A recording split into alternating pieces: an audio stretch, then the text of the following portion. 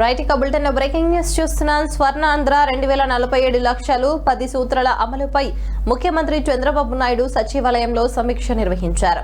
ప్రభుత్వ శాఖల మధ్య మెరుగైన సమన్వయం, తక్కువ వ్యయంతో ఇంధన ఉత్పత్తి, విద్యుత్ రవాణా, నీటి భద్రత అందించడం లక్ష్యంగా ప్రణాళికల రూపకల్పన తదితర అంశాల ఆధారంగా లక్ష్యాలను నిర్దేశించుకున్నారు.